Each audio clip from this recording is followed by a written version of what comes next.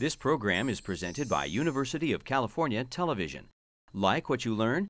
Visit our website or follow us on Facebook and Twitter to keep up with the latest UCTV programs.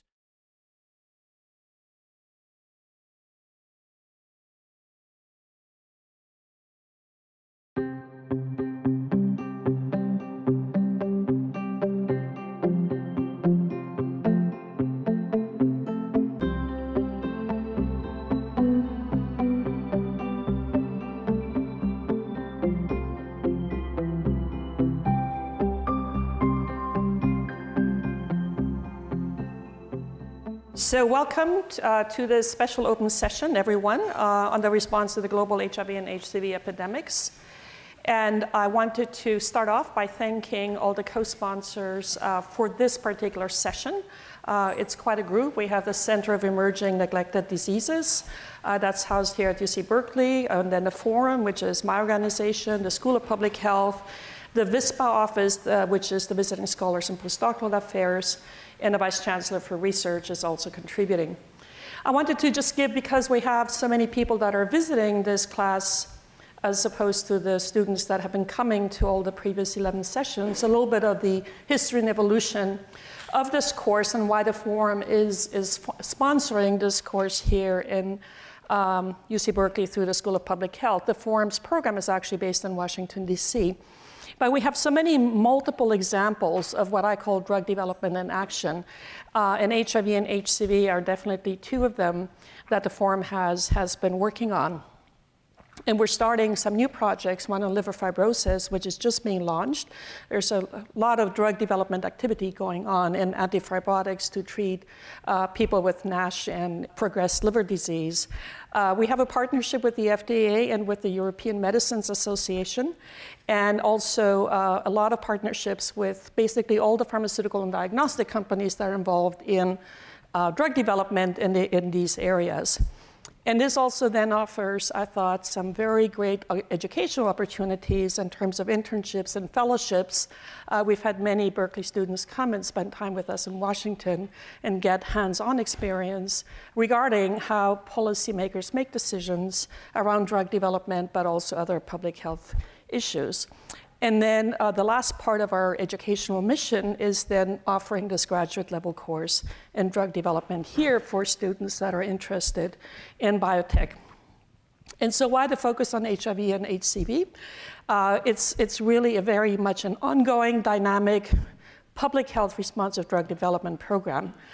In both of these areas, the HCV has been much more recent, but HIV has been going on for a long time, as you all know. And we've seen very rapid, but science and evidence-driven adaptation of the policies for submission of NDA packages to the FDA, so that the FDA has really been able to adapt to the new science and bring about these changes and the requirements for filing that was in part due to having these multi-stakeholder dialogues that allow that to happen. So it's really a real-time laboratory for regulatory science.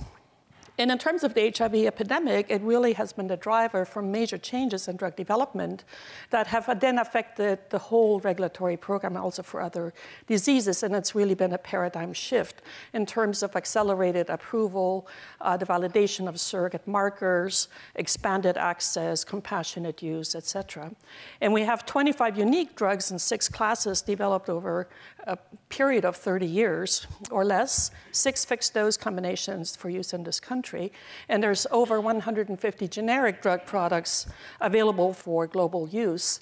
And one of the readings you were assigned was written by Andy Quinones Rivera, who was an intern with us a couple of years ago, who actually researched the policy changes behind the PEPFAR program that allowed the manufacturing of generic drug products that were manufactured outside of the US and just used in PEPFAR countries outside of the US, but reviewed and approved by the FDA. And that was really what allowed the PEPFAR program to move forward.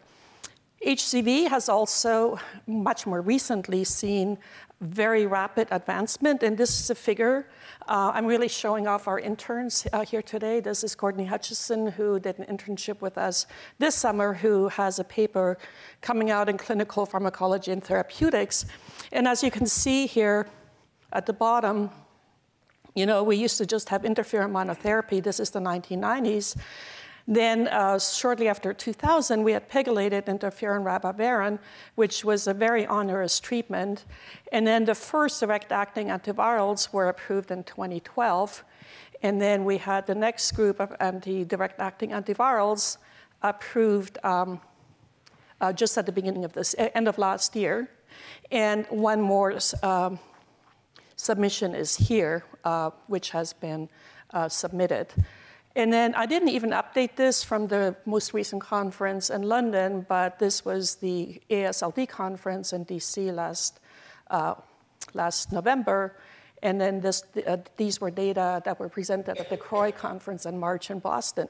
And you can see that in terms of the sustained virologic response rate, we've gone all the way from 7 to 20% to basically now 95 to 100%. For all kinds of patients, all kinds of genotypes, and it's just impossible to make this table to really show the advancement because of the incredible different types of patient populations that can now be treated with nearly 100% response rate, and also shortening the treatment to 6 to 12 weeks without the need for interferon and ribavirin. So that's an incredible advancement over the last few years. So in terms of the focus we have at the forum on drug development and regulatory processes, the advantages that we bring to the table is that we really involve all concerned stakeholders. We provide the cross-Atlantic regulatory perspectives and also the cross-Atlantic community and academic perspectives. I always like to show off this slide because it shows you all the different organizations and entities that we work with that are either formal members of the forum or collaborators that we have worked with, and many of you are in the room here today. So the forum at Berkeley then in the Bay Area, there's a lot of biotech here, we all know that, and there's a lot of programs here and at UC Santa Cruz and UCSF in translational medicine, bioengineering, et cetera. But a lot of that really focused on the earlier stages of discovery and R&D. And what we can provide is experience in the later phases when things actually go into clinical trials and get approved, and looking at things like post-marketing safety, et cetera. So I think it's just a very complementary focus that we bring to this topic. In terms of the public health burden, HIV, I think this is not news to anyone in this room. 35.3 million people living with HIV worldwide, and that's actually gone up because people are living longer. So in Sub-Saharan Africa, that represents 1 in 20 adults. But the good news is that new infections are declining, only 2.3 million in 2012, which was a 33% reduction from 2001. And deaths are also declining, only 1.6 million deaths, which were down from 2.3 in 2005. So a lot of advancement, not just in drug development, but also on the global scale. And that happened because there was a lot of activism, there were champions, and there was funding. And just a few pictures of people that you know well, the Elizabeth Glaser AIDS Foundation, the Ryan White CARE Act, Ted Kennedy, who was really responsible for putting that in place, and of course also people with high-level impact. And a lot of funding and organizational support through OGAC and PEPFAR, the Global Fund, the World Bank, UNAIDS, the Bill and Melinda Gates Foundation, et cetera. When we then look at the global health burden of HCV, we have about 130 to 180 million infections worldwide. That really represents 2 to 3% of the total population, with more than 350,000 deaths. And these are estimates that are known to be too low. There's really much more than that, with very many very serious long-term complications. And this map shows you the concentrated areas, so where it's red is where it's really bad.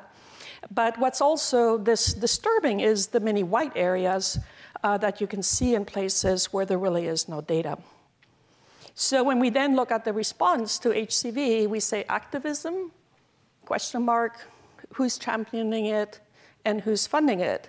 And if we go back and look at the funding and organizational support for HIV, and then we have HCV, and there's no PEPFAR for HCV, there's no global fund, the World Bank doesn't have its own program, there's no UN HCV as there is UN AIDS, and the Bill and Melinda Gates Foundation so far has not really made a commitment to this area at all. So two totally different scenarios for what's actually happening. I had assigned 2 readings just this week because these were New England Journal of Medicine editorials or commentaries that came out, one by Raymond Chung. And I wanted to just point out a few things that they said in this editorial, and which kind of goes back to the role of the regulatory process. So it was when the Food and Drug Administration agreed to permit phase 2 trials to use new combinations of HCV DAAs without requiring a standard of care comparator. And these are things we've discussed in class before. And that really then allowed the pace of the ensuing clinical drug development to have been breathtaking. And it may be possible to imagine a global eradication of HCV infection, but 3 major challenges remain. So it's the same thing as with HIV. So infection is often diagnosed at a late stage, the high cost of direct-acting antivirals, and reinfection remains a possibility. But in terms of the length of treatment and the actual achievement of a cure in HCV, is a very stark contrast to HIV, which still requires lifelong treatment, and we can't cure it. And once the person is infected, the infection will last for life. A second paper that we had assigned was by Channa Jayasekera from Stanford. And Channa, are you here? He was going to try and make it to class tonight because he was just down the road. He's down the road at Stanford talking about the need to develop programs for treating hepatitis C in lower income countries. And I'll just focus on this last statement here right out of his paper. Seldom in the history of medicine have such definite curative therapies been developed for a disease so widespread and consequential to human health. We believe that robust efforts towards equitable access to these advancements are imperative. And with that, I'd like to introduce our 3 guest lecturers and panelists. They have kindly decided not to use slides, so that makes it easier on you. And what we will do is I'll ask them to come up and take a place at the table here. And we will ask each of you to start off with some comments. And then we will go into a moderated panel discussion. And then at the end, I'll ask Art Reingold, who's leading the Institute for Global Health for the School of Public Health, to make a few closing comments. So that's it in terms of presentations. And Greg, actually, let's start at the other end. Okay. So Eric, if you would start and give us some of your thoughts about the key factors. So Eric Gooseby is now at UCSF in the Department of Global Health Sciences. He used to run the PEPFAR program, so he's Ambassador Gooseby. And you were in Washington for 5 years. I thought it was 6 years. You've been there for 5 years. Yep. So absolute first-hand experience with the challenges of implementation of programs, the lack of regulatory infrastructure, the availability of generics, all of those different things. So in terms of the class here and people interested in both drug development and regulatory issues, what were some of your key findings and experiences at PEPFAR that you'd like to share? Okay, well, thank you. It's a pleasure to be here. Thank you for asking me to participate in this forum. I guess PEPFAR's focus on the response was really an attempt to, in 2003, there were only 50,000 people in sub-Saharan Africa receiving antiretroviral therapy. The morbidity and mortality was huge. The nature of HIV is that it dominates and congests inpatient services in medical delivery systems. So if any of you had traveled in sub-Saharan Africa in those years, you would have seen late-stage disease coming into the medical delivery system through hospitals. There was no real outpatient identification and response. In the hospital, you had a full census with opportunistic infections. It was common to see 2 to 4 people in a bed, people in the hallways lying under the bed, on mats or on the floor, as well as out into the area around the hospital. People were waiting 6 weeks to 2 months to bury their loved ones because the queue was so long. Places like Zambia in and around Lusaka were looking for running out of wood because of coffin manufacturing. There were countless examples of local bush pilots in airplanes flying over areas that had used certain villages as visual markers at night for night flying because they'd see the lights from the village that just went black because whole villages were lost in this unresponded to epidemic. Out of the 34 million people, more like 30, somewhere around 32 to 34 million people, the number has changed with better ability to model and guesstimate. But 34 million people, you had about 74% of those individuals on the planet in sub-Saharan Africa. The majority of them were in 36 countries. In 2003, President Bush, because of a commitment really to try to respond to the suffering and death that this disease was putting forth, started the President's Emergency Plan for AIDS Relief. It started in 15 countries, went to 78 countries, had a focus on treatment, care, and prevention services, as well as focusing on orphans and vulnerable children. With all of the deaths, a tremendous number of orphans came out of just HIV-related orphans were created. PEPFAR in 2008 had 1.7 million people that were being treated with antiretrovirals, had about the same number of orphans and vulnerable children, had a rudimentary prevention of mother-to-child transmission program because it's really very difficult to jump right to finding HIV-positive pregnant women without a treatment capability in place. So the early years of PEPFAR really trickled prevention of transmission to babies.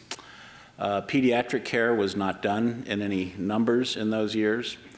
In 2009, with the President Obama's administration, the ability to expand services was really dependent on our ability to use the resources we had better and allow for an expansion of numbers of people and a drop in the number of people dying, numbers of people entered. So from at the end of 08, the 1.7, by the end of 13, went up to 6.8 million. So 1.7 to 6.8. The orphans and vulnerable children, about the same number of orphans in 08, went up to 5.8 million.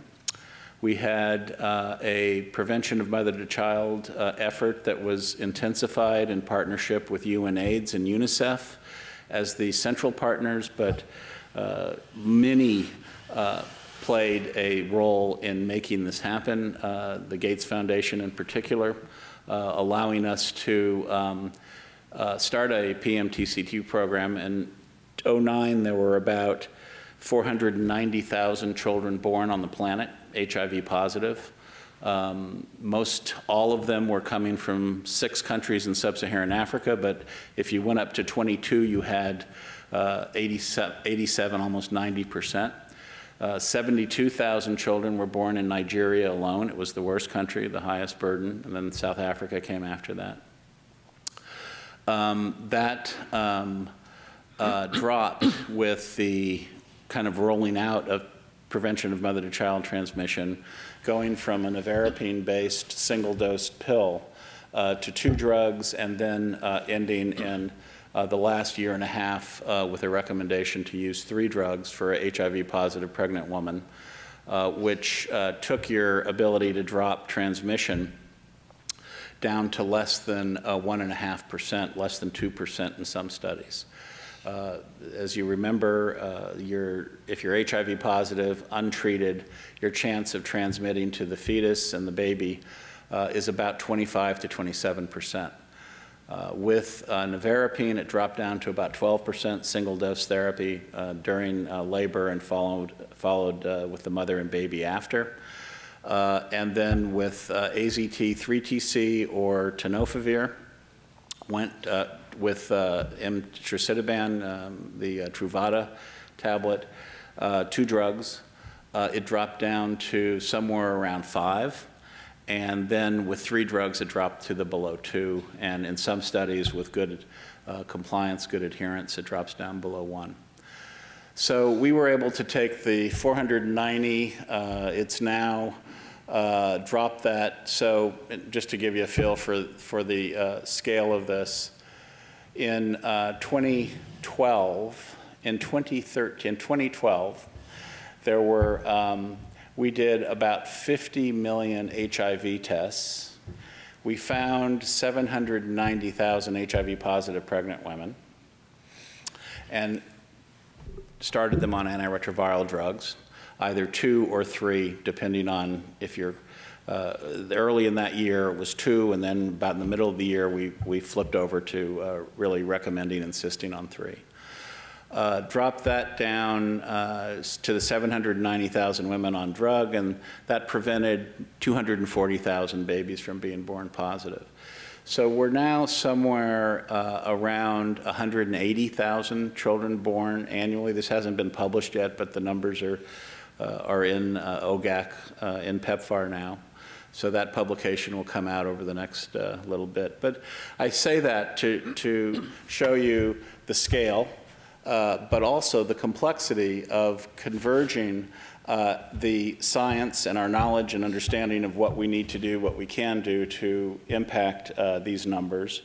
But the logistics of getting procurement distribution systems, hospitals and clinics, both the adult medicine, pediatric, and OB/GYN care, health professionals aligned with systems that allow for rapid identification, not a loss to follow-up. We have a huge kind of bleed-out rate with tested to staged to initiation of antiretrovirals, continuation, and then the ability to get that individual undetectable as the final target. There's a huge drop-off there that we really focused on aggressively with the PMTCT scale-up. So the ability to do that and to move from the 1.7 to the 6.8 million people on drug, just from a PEPFAR program's perspective, would not have happened had the generics not been available.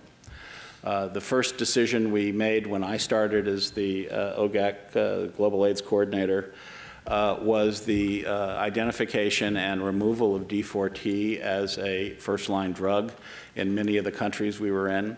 This is a drug that's very effective in stopping replication, but it is fraught with peripheral neuropathy and pancreatitis that is quite severe and, in many patients, permanent.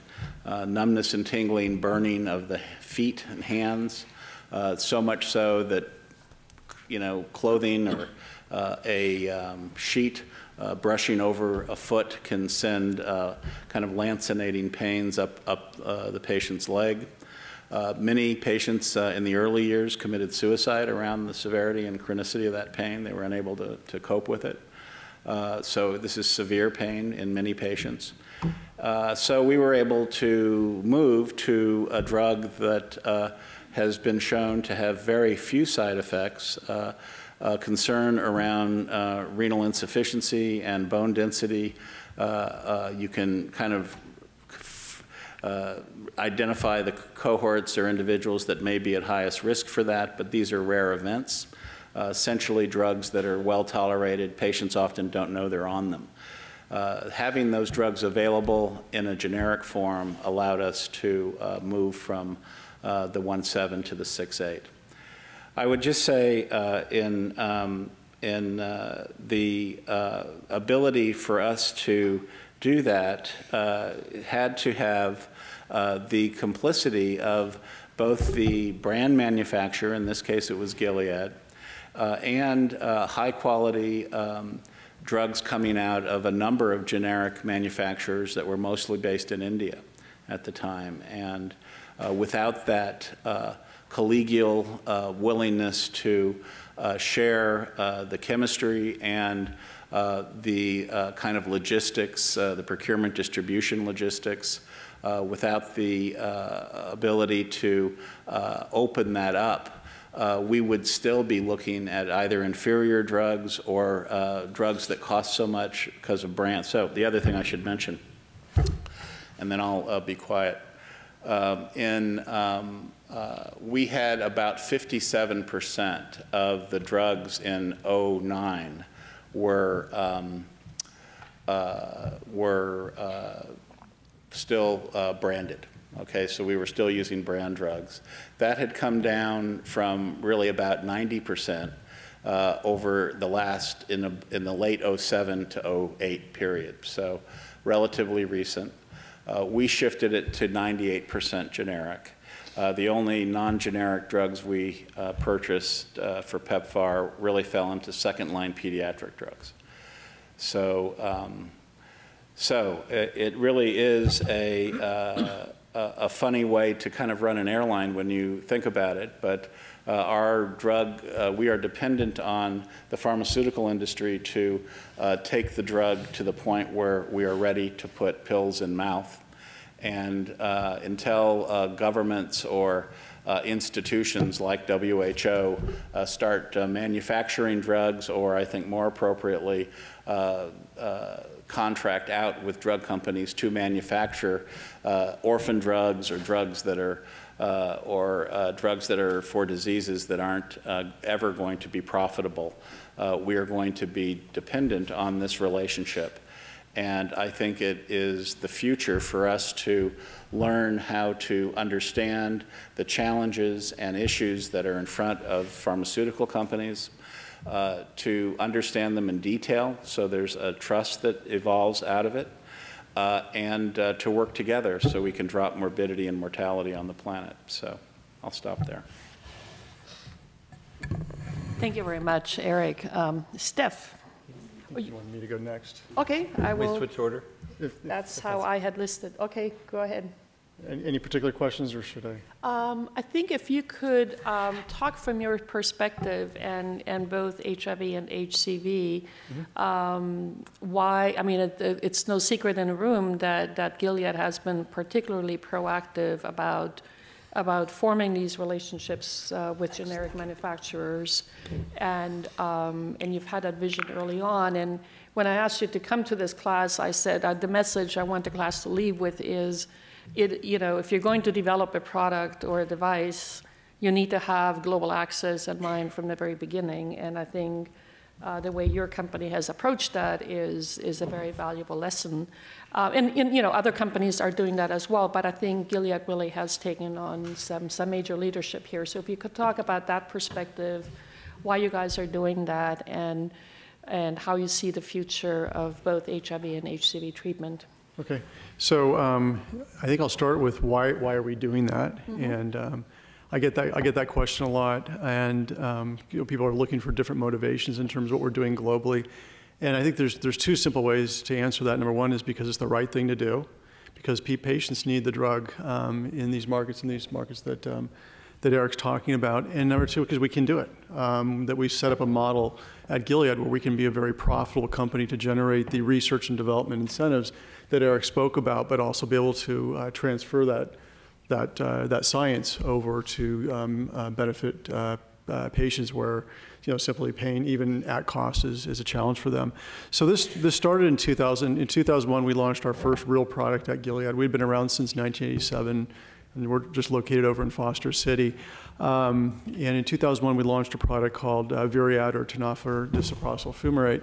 And this was one of the drugs in the cocktail for HIV that was unique in terms of what Eric spoke about, in terms of had a very good safety profile, also a very good resistance profile. You didn't see development of resistance to this, which was at the time one of the major challenges of treating HIV. That's pretty much gone away now. You don't really hear people talking that much about resistance anymore like we did 10, 15 years ago. That was the big deal. And then it's also one pill once a day. And this was very simple to take. You could take it with or without food. So a lot of the complicated regimens that people were taking became much more simple with this one. So at the time before that, people were taking 30, 32 pills a day. So if you think about the developing world, being able to make things more simple, much safer, where they're not getting the neuropathy and other issues that Eric was speaking about, you're not seeing development of resistance, which is really hard to track and monitor in a developing world setting, and very, very safe. This was an ideal drug for the developing world. And I always remember that our CEO, John Martin, came to me and he said, you need to figure out how to get this available in Africa and sub-Saharan Africa and places that really need this. And so this is 2001, and so I was fairly new at Gilead at the time. I'd been at Gilead for about 2 years, and so I thought this is a great project. So I did research for about 4 days. It took about 4 days to figure out that there was no model out there that was working, because I went on all the websites, I did research what other companies were doing, and nothing was working. There's a lot of PR, but I didn't see any evidence that any drugs were really getting into places like South Africa, for example, at the time. So we kind of had to make it up on our own, and so we decided to figure out, what are the real barriers here, or what are the barriers that we were aware of at the time, which we were pretty naive at the time. And we thought we were really focused on cost. We need to really get the cost down. And so we thought, well, we'll take a basket of countries, the poor countries of the world, and we'll provide the product at our manufacturing cost, and we'll bypass all the complex regulatory requirements in these markets and just directly ship the product. And we came up with this model to do that, and we did that for. That really kicked off in about 2003, and we did that for about 3 years. And in about 3 years, I think we got up to a grand total of about 20,000 patients on treatment, which was an utter failure at the time. And a couple things we learned between 2003 and 2006. A lot of this was talking to the NGOs, particularly MSF, but a number of other NGOs, actually Pangea, and Eric was at Pangea at the time, so we spent a lot of time with Eric talking about this. A couple things we were missing. Number one, registering the product is essential in every market, and you kind of would think, duh, of course, but our feeling in 2001 was that there's this huge epidemic, this huge need for these drugs that countries and governments would simplify the process and bring it in. That's not the case, and that's still not the case today. You still need to file a unique, separate dossier for every country around the world that is very, very cumbersome, very intensive, and takes a lot of time and effort. So we realized that, the other thing that we realized is that to do that in almost every country around the world, you have to have a physical presence in the country. You can't do it remotely. You can't just send in your dossier and get them to review it. We were a company in 2006. We're about 6,000 employees now. I think then we were probably about 2,000, but we had no presence in any of these markets, so we needed to have partners in each of these markets. And one thing we wanted to avoid is working with companies that were going to mark the price up or really not stick with our mission of trying to really deliver low-cost product to patients. So we developed a plan to work with local companies in each of these areas. There's also one thing we also did in 2006, which I think was unique in the industry, and still is unique today, I think, is that we took everything we're doing in what we call our Access program, which is about 130 countries. We moved it out of our commercial organization and actually put under me, and because the idea was that if it's within the commercial organization, it's really not getting the focus that's really required, because these are incredibly complex markets to work in. And then I made my best decision ever. I hired Clifford over there. Clifford's in the back of the room there. Stand up. And Clifford Samuel in 2006 came, and really we've been, the dynamic duo going around the world doing this since then, and Jim over here also has been very much part of this from the clinical side. The other thing we did in 2006, we really recognized, again, something we do at Gilead is we look at partnerships, and we try to find out if we're not doing something well, we realized 20,000 wasn't enough, who is doing a good job? And in 2006, the companies that were doing the best were the Indian generic companies. And we just basically challenged ourselves. We said, well, we agreed not to make profits in these markets. In fact, at the time, we were losing money because we were overproducing product that we didn't have demand for, or at least we didn't have customers for. but who's doing a good job? And it was the Indian generic company. So we said, well, why not work with them, license the product to them, have them make generic versions of it, and have them sell that into what is now 110 countries throughout the world. And of course, you debate this internally, and people say, well, what about drug diversion? And so we looked at that. That's actually never happened in HIV really in any grand scale. What about drug quality? Well, we had been, at the time, that was when there was a lot of discussion around PEPFAR of the tentative approval process. So we're able to require our generic partners to have FDA tentative approval. So you have an FDA-approved product, or we also allowed WHO pre-qualification. The other thing we're able to do is actually work with them on the manufacturing process. As Eric said, we can give them a technology transfer, but then also help them work on resolving any impurities or any of the challenging solvents they may use in the process. So our manufacturing group will do that. So we're able to really leverage what the capabilities of the Indian companies have, which is high quality, high volume, low margin business. So we started that in 2006. The other thing I want to say, I see, where's Anand? He's here. I spoke to earlier, is that we were able to work with we identified these local partners, and one thing we're also able to do with our drug safety group is actually train them to do pharmacovigilance in the markets, which is really important as well. That's something we couldn't do if we're not physically in the market. That's something our partners couldn't do at the time because they really weren't equipped for that. And so our drug safety group works on safety protocols with these partners. So we did that in 2006. And I don't want to take, in between 2006 and today, we've gone from about 20,000 patients to over 5 million patients who are receiving the product through this program. And I think there's other things going on during this time. I mean, funding is a big issue, and this is also a time where there's tremendous growth in PEPFAR as well as global fund programs, and also treatment guidelines advancing. But certainly, if you looked at the price of the drug at the time, we were selling at no profit price of $17 a month. The lowest generic price right now for the same product is about $4 a month. So it was also not a bet, but a challenge with our manufacturing group. We said no one can make this for cheaper than us, and I said I'll bet these guys can, and they don't try to debate that anymore. But that's because that's what these companies do. That is their core strength. Our core strength is research and development and developing innovative new molecules. Their core strength is actually taking those and making the process more efficient. So that's just in a nutshell what we've been doing in HIV. And it's not just us. It's the NGO community. It's working with institutions like PEPFAR, like Global Fund, like WHO, and working in country. We do a lot of medical education in country with local physicians and local other healthcare providers, working on different systems of delivering care.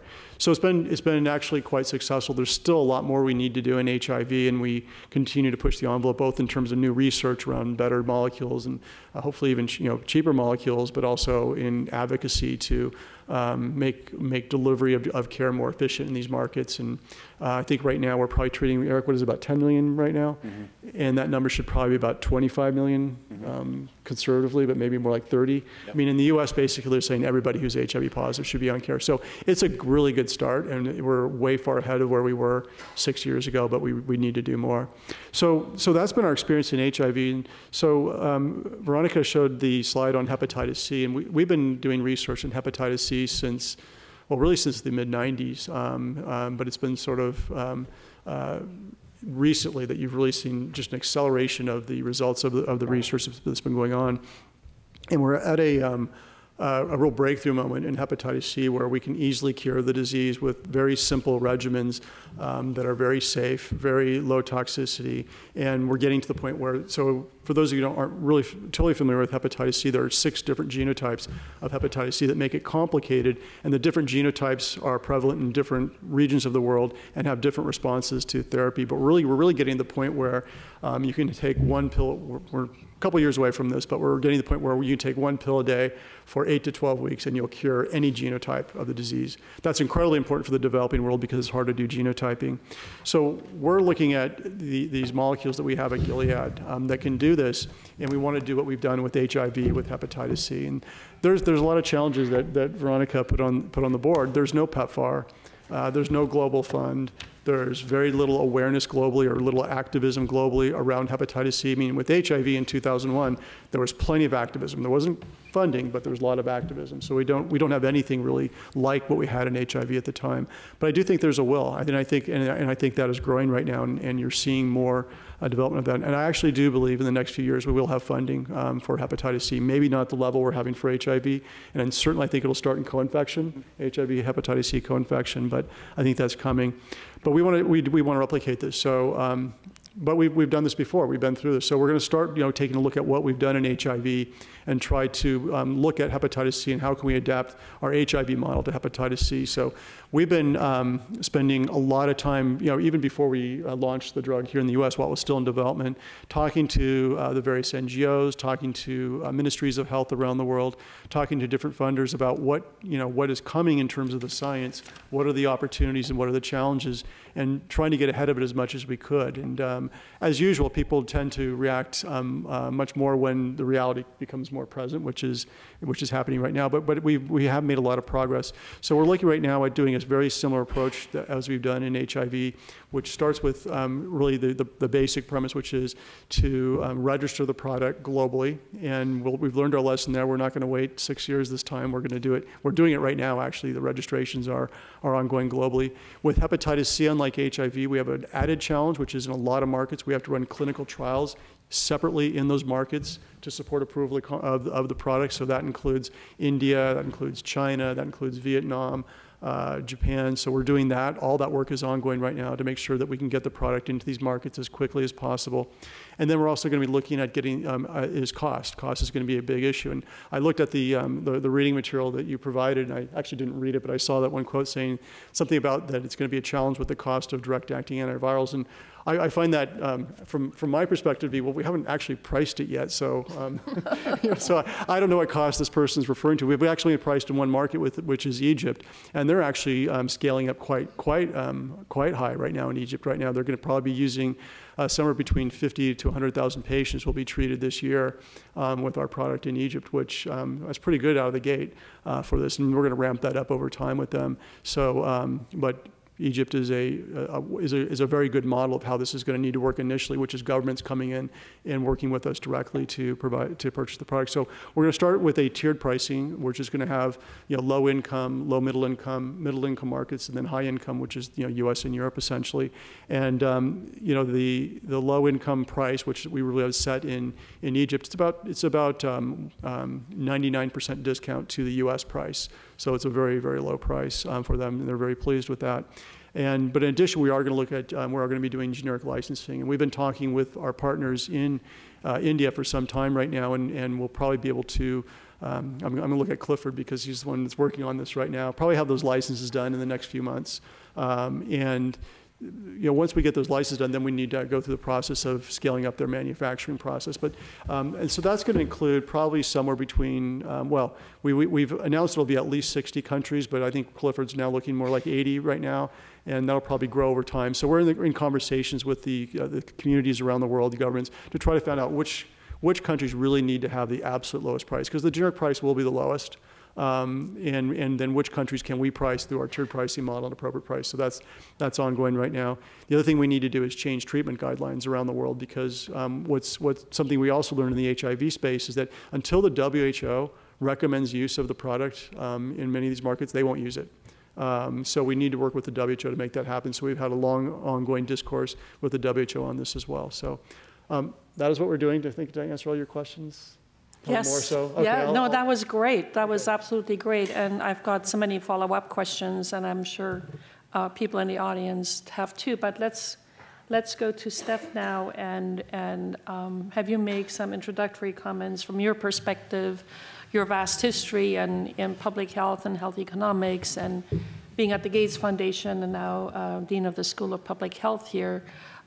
Where do you see the role for schools of public health, not just this one, but also this one, and collaborations that are possible here in the Bay Area to feed into what's actually happening on the ground, the kind of evaluations that need to be done to really assess the impact of these programs, et cetera? Well, you're being nice to recognize my new job, but I realized that the initial idea to have me participate had to do with my old job and the role of philanthropy more than the role of schools. Actually, while you guys were talking, I was thinking back to a meeting that we had when I was working for what was then the Global Program on AIDS in Geneva, when we had the first discussions, and you guys from Pharma will remember, but I think in 1993 it was still Burroughs Wellcome, right? It didn't become, Glaxo didn't come into it. Anyway, whatever it was the company that had AZT back then. And, that was his company. And when did the name change? Was it still Burroughs Wellcome in that? Yeah. Welcome there, yeah. So, and we had a meeting, and I wouldn't be surprised if you were even there, but, and it was in GPA, the Global Program on AIDS, to talk about whether we might be able to talk about differential pricing for developing countries. And I'm a health economist, and it just stood to reason, and that's what happens when you just learn things from books and not in the real world. But since airlines price their seats differentially to take advantage of the fact that the, middle-class person who's planning their vacation 6 months in advance will end up getting a much better price than the business customer who's making a last-minute reservation, and you can have a threefold difference in price for the two seats sitting next to each other. It made no sense to me that that AZT was being offered at the same price in Tanzania as it was in the US. And so when I tried to impress upon my colleagues from industry of that logic at the time, it became clear that diversion was an issue, but they weren't really worried about diversion. The reason that companies were not differentially pricing back then was because they were concerned about the impact of having a compound that was offered at a 99% discount in Tanzania, and what that would do to negotiations, price negotiations, in the rich markets, and less important perhaps in the US than in countries that negotiate monopolistically, Australia, Japan, the Netherlands, whatever.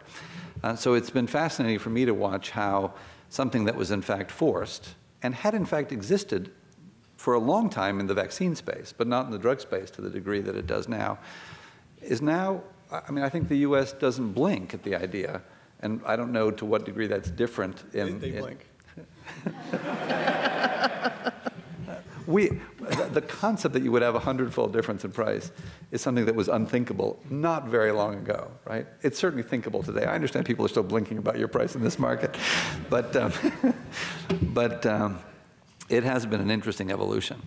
So when I think about what is the role of philanthropy, so I spent the last 4 years at the Gates Foundation, and the one very important role of philanthropy, and the reason I suggested that I go third, is because the role of philanthropy is in many ways defined by the space that's not occupied by the two people on either side of me, right?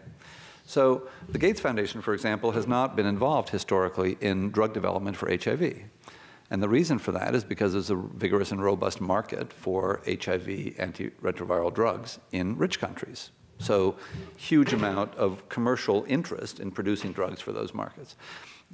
Actually, now recently, the foundation has become interested in HIV and in therapeutics. And the reason it's become interested is because we're at the point now where we have really cheap drugs, as you've just mentioned, and they're very readily available. Drugs are no longer the impediment to treating people for HIV in developing countries.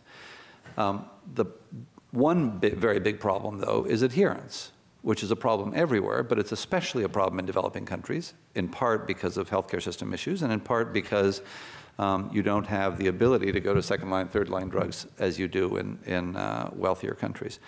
So the foundation has started to invest in long-acting injectable drugs.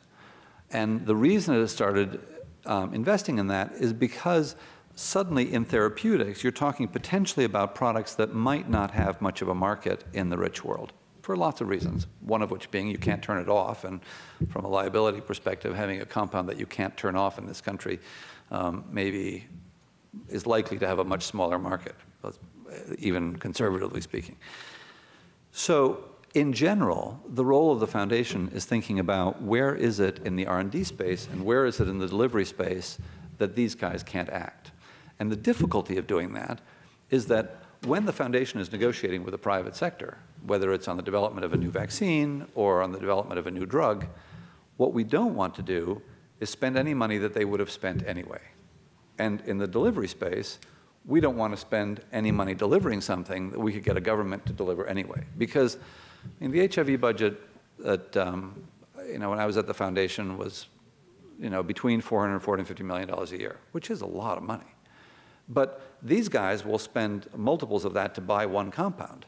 And these guys spend more than tenfold that in a year, right? So, and the NIH spends more than 10 times what we spend just on HIV in a year. So in terms of the R&D space. So the foundation space, and the Gates Foundation does occupy a very large proportion of the HIV space, and in part because it did that, many other foundations now occupy a much smaller part of the HIV space.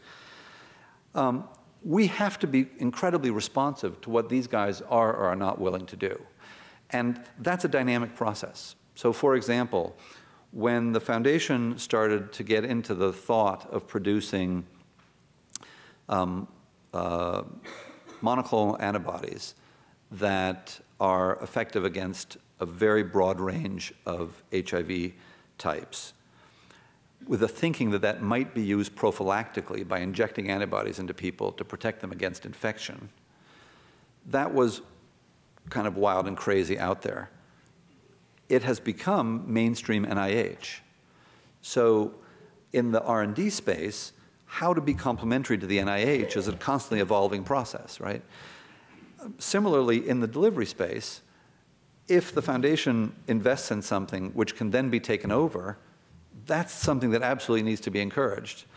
And in collaboration with the private sector, there are some things, I mean, we were just talking with Roche colleagues before, that it's very unlikely that the private sector will invest in the development of an incidence assay for HIV. Because an incidence assay for HIV will probably never be used for diagnosing incidence in individuals, and therefore the market will be very limited because it will be used for monitoring purposes by national programs, it will be used for research, but it's unlikely to have significant returns to investment. But it could have very important public health returns. So that's a situation where there may be a very logical reason for the foundation to invest in something. In the case of HIV therapeutics, that case wasn't there. In the case of TB therapeutics, or in the case of a TB vaccine, then you're talking about a limited wealthy market, a huge developing country market, companies potentially unwilling to invest if it's not yet de-risked. And the challenge for the foundation is figuring out when is it de-risked to the point that you could let private investment and the private sector take over. And one of the two things that the foundation has done recently, and then I'll shut up. One is thinking about how to collaborate in the private equity market so that, let's say a company was potentially interested in a new TB vaccine, but they weren't willing to spend $100 million for the phase 3 trial. Then could there be a foundation private equity partnership which would enable leveraging of private capital because the foundation would provide a stop-loss guarantee? And so the foundation's been doing a lot of work in that, on those kinds of mechanisms with other equity markets. The other thing that we did before I left at the foundation, which I think was one of the most interesting mechanisms, is something called program-related investments. So, for example, let's say that Gilead has a new product up its sleeve that it's decided it's not going to take forward for an oral application, but it's a very high potency product. Very high potency being necessary for a long-acting injectable because you've got to be able to inject 3 months worth of a drug with a single injection. So it can't be something that requires many milligrams. But let's say for whatever reason Gilead wasn't taking that forward for commercial development for an oral, nor were they willing to spend money to take it forward for commercially for an injectable. Well, instead of the foundation doing what a foundation traditionally do, which is to give a grant and saying, we're going to give you a grant to develop this product, what the program-related investments can do is to say, instead of the foundation spending its grant money, so any foundation in this country, what does it do? It has a corpus of capital. That corpus of capital spins off income, and by law, the foundation has to spend 5% of that corpus every year. But the realization was, well, that means that that entire corpus of capital, which is an equivalent capital of about $60 billion at the Gates Foundation, they're very smart people that invest that money to make money so that the foundation will have money to spend, right? But the realization was, what if we, the program people at the foundation, could tell the finance people who are sitting on that corpus what to do with their money? So one of the things we could ask them to do with their money is invest in Gilead's product so that they're co-financing the development of this high-potency, potentially injectable compound. Now, why would I want to do that? Well, I'd want to do that in part because there could be money money could be made from that investment. So the foundation wouldn't want to give up the possibility of return. And so the way it works at the foundation is that as the HIV guy, I could ask the corpus to invest in Gilead. The corpus would do an analysis of the return on that investment, the expected return on that investment, high risk, upstream, et cetera. And then what does the foundation do? The foundation says, if I get 5% or better expected return on that investment, I'll make the investment. If it's less than 5%, then with the program money, the money that I would have granted to somebody, I have to make them whole. Now, they could lose their shirt. They could make a $40 million investment and lose it all, or they could make $400 million on their $40 million investment. That's their problem. But on the basis of their analysis, if they think they're going to make a 2% return, then I have to pay 3% to the corpus so that they're whole, so that they're doing their job, safeguarding their capital. And that's been, I think, a very interesting mechanism for how private philanthropy can help to leverage the private sector.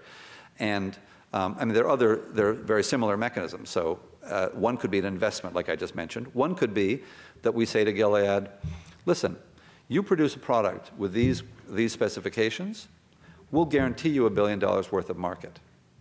Now, and why am I not worried about that if I'm at the foundation? Well, because I know that Eric, in his old job, will buy it. So in fact, what's the risk? Let's say that we were talking about an HIV vaccine, maybe not for Gilead, but let's say that we were talking about this for Merck, for an HIV vaccine. Then what's my exposure in terms of this guarantee? My exposure is that if I promise $1 billion to the first person over the line with a product that meets my specs, they're going to make their $1 billion. Now, he's going to pay for it, unless somebody comes along before they've made their $1 million and has a better product that people now want to buy instead. He wants to buy instead. So then I'm going to be stuck making the original manufacturer whole, because that's what I promised, and he's going to want to buy the best product. Or maybe I'm going to make sure that that first product is cheap enough that he still wants to buy it. But one way or another, the exposure that I have is not the $1 billion. It's the $1 billion discounted by the likelihood that they're not going to buy it, right? And so this creates all kinds of new and interesting mechanisms for how private philanthropy and private foundations can work with folks on both sides of me to stimulate the production of products that are appropriate for the part of the world that the foundation's interested in supporting. And so that's where I'll stop. Okay, well, thank you. I didn't say a word about schools of public health. We can come back to that in the discussions. So start thinking about some questions that you would like to ask, but I thought I would just ask a couple here up front, and maybe to both Eric and Steph. So in terms of what we walked through with hepatitis C, not having the gates behind it, not having PEPFAR, if you were still at PEPFAR now, Eric, and had you been in London and seen all of the exciting data that was just presented on, curing everybody in the world with hepatitis C within 6 to 8 weeks, maximum 12 weeks with a, soon-to-be single tablet, would you talk to the administration about expanding the program? I know that HCV co-infected people are obviously being taken care of, but would you advocate for an expansion into HCV treatment as monotherapy? Yes. Okay. I think it was discussed before I left. We saw this looming. HCV is a co-infection with HIV.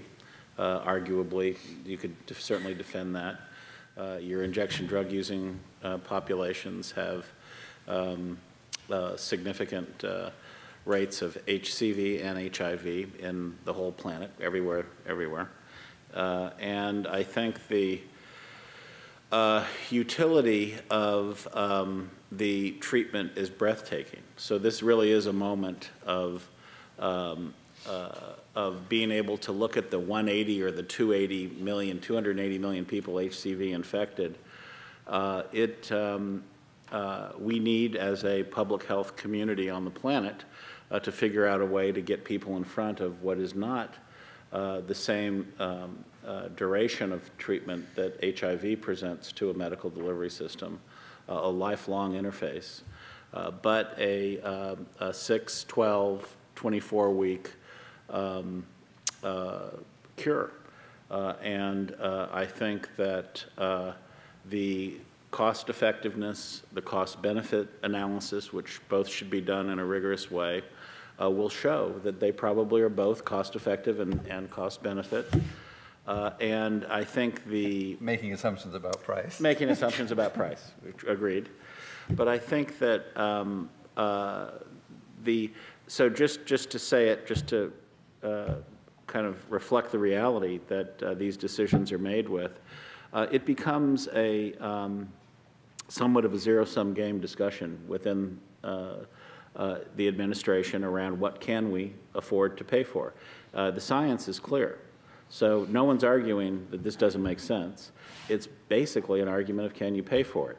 Then everything you put up in terms of the constituencies that take that argument both to the White House and to the Hill are critical for the type of underwriting that the White House would have to do to balloon a resource that would cover the HCV burden. But there's a will to do that. But I think that because PEPFAR over the last 5 years was dropped by 14% in its funding, okay? It was never going up, it was going down every year. We have a situation where I'm not optimistic that there is going to be new money on the table. But what that means is we shift it to discussions around how can we pay for it, shared responsibility, engage those stakeholders in discussions country by country, as well as foundations around what can we do in a collective sense to get as many people under the curve for treatment as we can. And we start to triage. Are there people who are more in need of it before others are in need of it? In HIV, the 10 million people who are on treatment, it's not the 30 million or 27 to 30 million that need it, but it has debulked the inpatient congestion that I talked about at the beginning of the talk. And that opens up the medical delivery system for HIV, but more, or just as importantly, for other diseases that HIV-positive patients now are going to die from. I think the administration, and I think President Obama in particular, wants a multilateral forum, wants a contribution from our European colleagues and not just the United States. And the United States is the bulk of your global health dollar on the table. If you say the United States and the Gates Foundation, you've covered most of it. You know, DFID is way down. France, you know, we're players, but they're, you know, so for example, the United States puts $8.3 billion into global health programs. About 6 of it was HIV/TB related. And the next closest country is DFID, is the UK, and that's about 600 million for HIV/TB combined. Then the next country is France, and they're way down from there. So I just, you know, we're talking about a whole, it is the United States who is the main player here. But that's not as sustainable as getting an expectation reinforced and supported in diplomatic channels that puts the expectation out that you, European Union, and you, richer countries, Germany in particular, China's moving in this direction, you need to think of yourself and the responsibility, ethical responsibility you have because you hold more resources. There is a flat-out ethical connection because you can out there that this administration has started to put on the table. So I'm optimistic. I think for Greg to say that he thinks HCV is going to get the treatment dollars, I think it'll be a crescendo type deployment, but I am also confident that the planet will look at this and respond. That's too many people to let move through extraordinary periods of suffering and death, the leading cause of liver transplant, for something you can cure. So I see it coming. There is no constituency that I'm aware of that is effectively putting this out, although there's a lot that's starting. I'm less optimistic than you are. There you I think I'm optimistic that we'll make a major dent in global disease burden because most people with HCV live in middle-income countries. Right.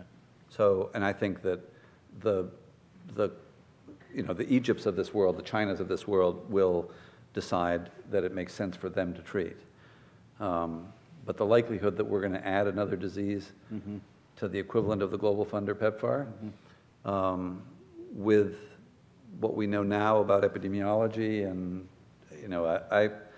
I'm not saying we'll never get there, but I'm not terribly optimistic that, in absence some very important activism from people sitting in this room and sitting elsewhere, I don't see a groundswell of activism. And I don't understand yet anywhere near enough about what are the characteristics and demographics of those populations. Because the reason I can become optimistic is the extent to which people with HCV can start to look like people with HIV from a self-generated activism perspective, right? And I'm not an HCV person, so I don't know the answer to that question. But that's where I'd be curious. I mean, and especially if disease tends to be later in life. I think that we had a magical combination of empowered, enlightened, educated, young people in HIV that was a combustible mix of activism that I'd be curious to know how other people think about that, the prospects for that in HCV.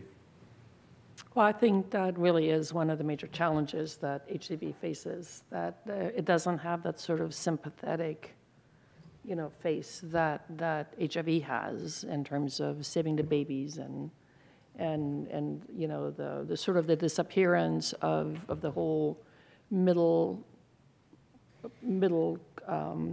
aged or young professionals. You lose all the teachers, you lose all the nurses, et cetera, et cetera. So I think that definitely is a challenge that HCV has. But to me, it just seems so compelling because you can cure it, whereas HIV you can't. So in HIV, we always talk about the treatment mortgage. So, people that were critical of PEPFAR and putting more people on treatment would say, well, then we'll just line up with this treatment mortgage because if people don't die, you'll just have more people with HIV.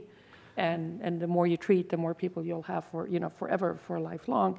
But with HCV, you can cure them, and so it's sort of a one-time thing. And to me, that in itself sort of is the compelling argument why you should do it. But what mitigates against that, I think, is the fact that HIV was such a clear death sentence. Well, I think that HCV is a probabilistic death sentence, right? I don't know what that does to the activism issue as well. I mean, these are questions for me because but I think it really raises questions. I mean, I think these are definitely challenges that we face. Now I'm an optimistic person by nature, but you have to be to do this. But I think that there's a couple things that give me hope. First of all, in terms of the funding, I think that people are very gun shy of actually saying they're going to do it until they're ready to do it. Right.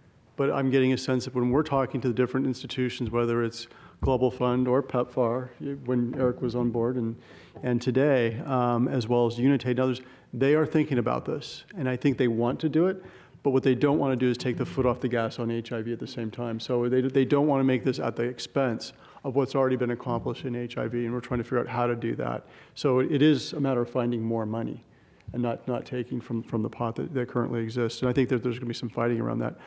But I also think that there's another thing that's working for us, which is a lot of the activism that I see developing right now, and we feel a lot of this because it's coming after us, is the same people that have done this in HIV. So there is a community that's like, we've done this before and we're going to do it again. And we're kind of saying, can we kind of do it different, maybe work together this time, but please. But they're there. And I think that is growing right now. And they see this as a cure. They see this as an opportunity. And if you do some and the math on this is pretty compelling because if you look even at the prices that Gilead is talking about right now, for $1 billion, you can cure about 500,000 people. Cure. That's compelling if you think about what you can do with PEPFAR-like money or Global Fund money over a 10-year period of time in terms of cure. But I also agree with Steph in terms of the epidemiology has to occur. We have to know more about this disease. We know about it in Egypt. We know something about some other markets, but Africa, we know very little, even what the genotype is and who's infected and how it's being transmitted. So there's a lot of work. But I do think it's going to happen. It's going to take time, and I think that all of you can be part of this, and we're going to be part of this, and I think it's just going to take that kind of support. So that's a perfect segue to my next question. And one of the things everybody that works with the forum knows is that you can get called on to make comments. But of course, we also want comments, questions coming from you. But in terms of the epidemiology and just knowing, understanding the diseases, and in an earlier class, we covered, the fact that we have 6 genotypes, et cetera, and the diagnostic challenges. And we have people here from Roche Molecular Systems, and I think and then we have PacBio in terms of diagnostic. That's a little bit different in terms of this kind of diagnostics. But so what do you think, so maybe also a question to Clifford, who's actually managing these programs and sending in all of these dossiers. So you want to go and have these available for treatment, but there's this huge, sort of finding the patients, diagnosing them, linking them to care. So to what extent do you see the need for more formal collaborations that if you are going to go into a country like Egypt, well, you're not going in there, you're providing drug at a certain price that Egypt is going to do, and you're going to have your drug approved in Egypt so that this can happen. But to what extent are you looking at potential for collaboration, and to what extent are people like Trudeau and others, and Paul Baum from Roche thinking about this and what your role would be? And the reason I ask is because the HCV Drug Development Advisory Group that the Forum has just had a meeting in London where we talked about global access for the first time. Usually we talk about what's the appropriate control arm now that, sofosbuvir has been approved, those kinds of questions, which are also very interesting and important. But people really wanted us to start talking about global access, and people just kind of put some of the programs out there. And our industry co-chair, who's from Janssen, then basically asked the question, who is going to tell us what to do? Who's going to call us to the table and give us our marching orders about how we can contribute? And it was a very, very interesting discussion with people there from Quest and Quintiles who were talking about the networks they have in countries and how they could contribute. Merck was there, and we talked about vaccine programs and the tens and hundreds of thousands of serum samples that are stored that could possibly be used for just seroprevalence studies, for example. So our members are asking, how can we help? What can we do? So I'd like to invite some of you in the audience to maybe make some comments about that. But this is where the Gates Foundation comes in again, because in addition to being a funder, the Gates Foundation can also act as a convener with quite a bit of clout. And I know Bill Gates frequently does CEO-type meetings with companies and has some convincing power in terms of encouraging other people, to step up to the plate. So it's not so much government funding now, but industry involvement outside of Gilead and things we have already talked about. So that could be something that the Gates Foundation could help with. But let me open it up to the floor and see if there are any questions or any comments from that.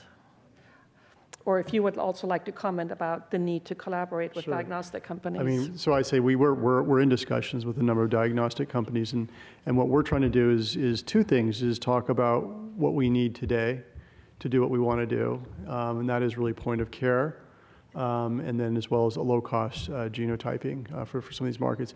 But also being very clear that we're probably about a year and a half away from having a pan-genotypic regimen. So you'll be able to treat 12 weeks any genotype. So that'll eliminate the need for genotyping, which I think puts a constraint on the diagnostic makers. Do they want to invest in making genotyping when that's going to be obsolete in 2 years? But we do need diagnostics today to make this happen. But I think the most important one is point of care.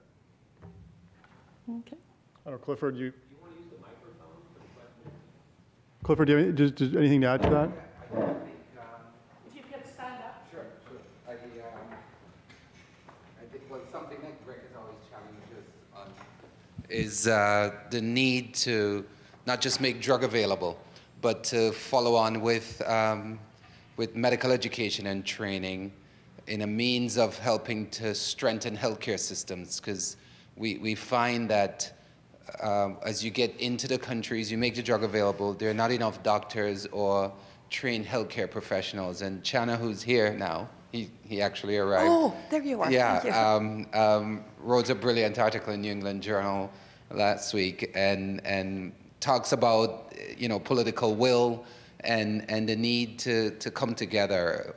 A demonstration of that is what Greg and I have been able to do in Egypt, which is to really capitalize on the fact that the Egyptian Ministry of Health, although it has changed several times, in addition to the National Liver Committee, has really demonstrated a keen interest in working together to help bring down prevalence and solve this problem. They're talking to diagnostic companies, they're talking to Janssen and others. So it's a clear demonstration of how something can get started. We anticipate that we'll do the same in Pakistan, and there are lots of individuals who really want to see a cure now.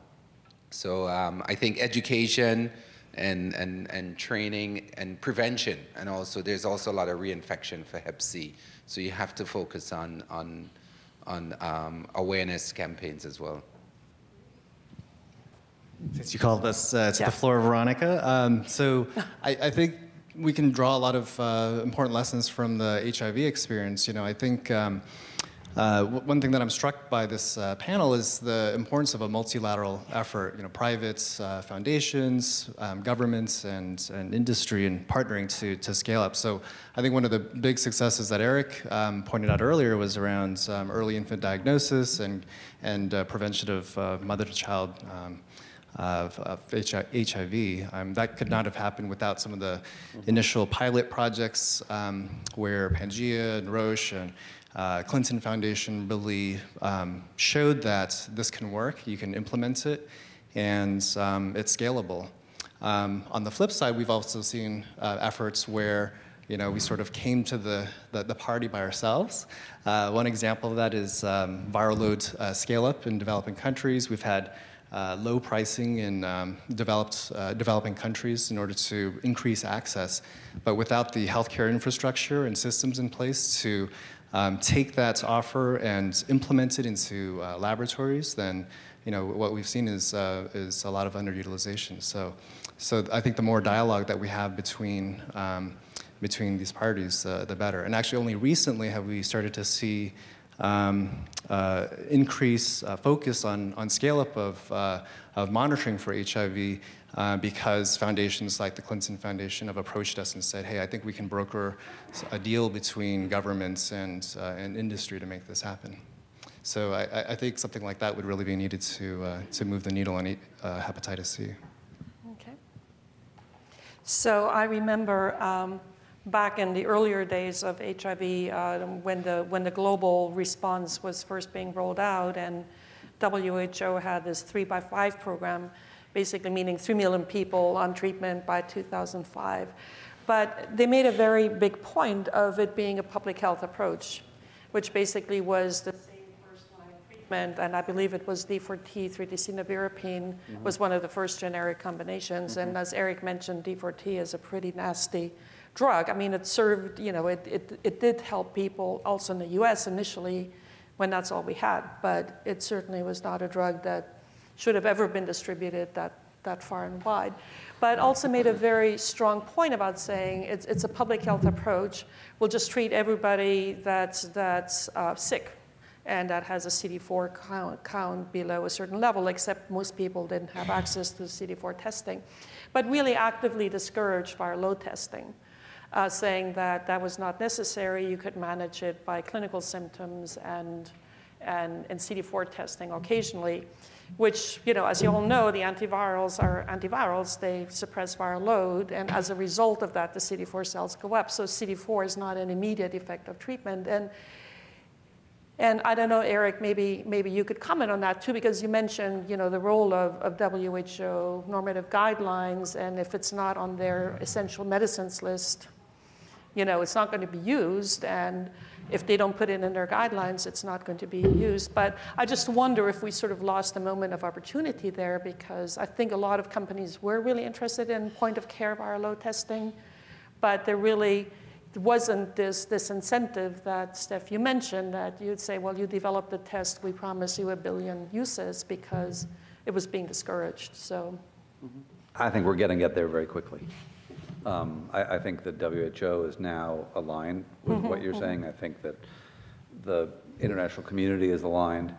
I think that some CD4 manufacturers are worried,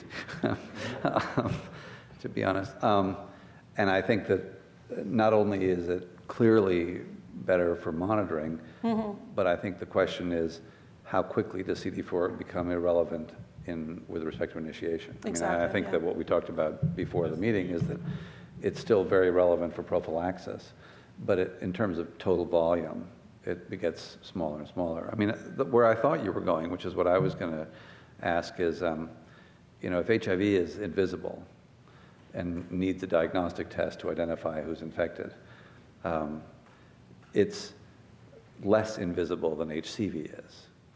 And if HIV suffers from a very long lag from exposure to illness, at least communities see patterns of transmission. They see a woman getting sick and then her husband getting sick, or vice versa.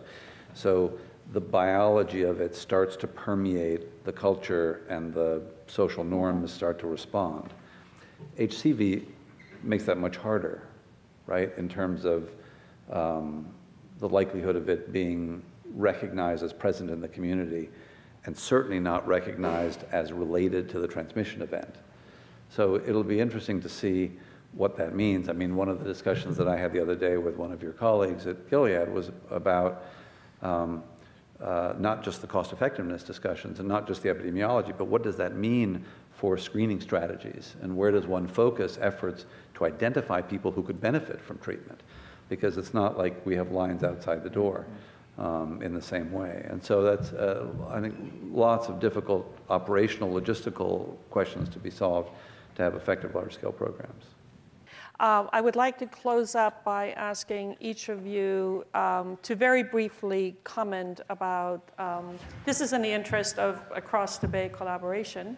So Eric, you've just come back and are leading this initiative. Could you just then, in a few words, explain what the implementation science program is going to look like?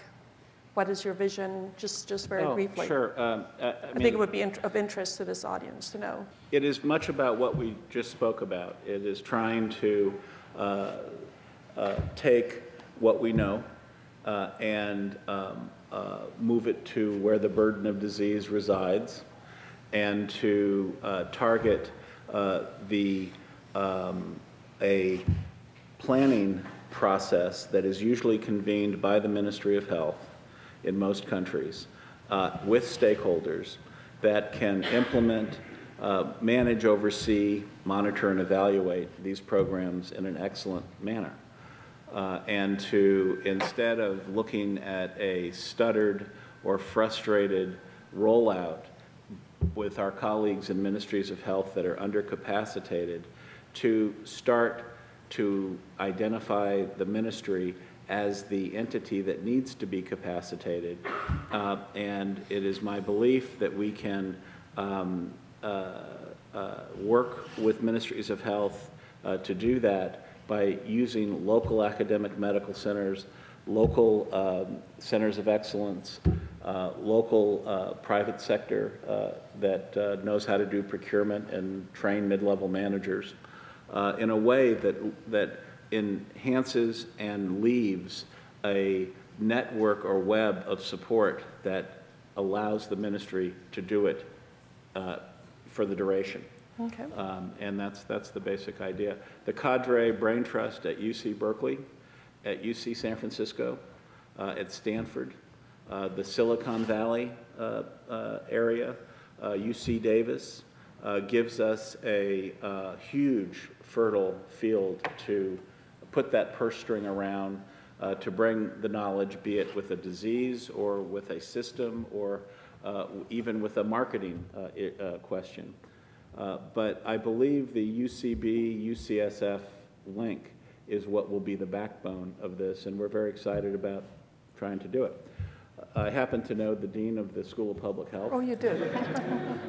Who is a visionary in all of this work and has dedicated much of his life to these principles, and I think this is an exciting moment to try to pull that purse string together, at least across the bay, now that we've got a new bridge up.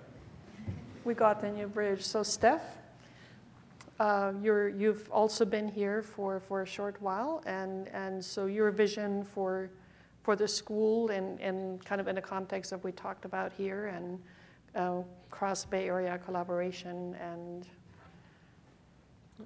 where's the school heading? I think that we start with academic excellence, and what we strive for is greater public health impact. I believe that there isn't anybody who works in public health on this campus that didn't become interested in public health because of their desire to make significant transformative change in the world. And my vision is a school that maintains academic excellence and achieves greater impact because the focus of its research and the focus of its training does a better job at getting translated into impact. Okay. So,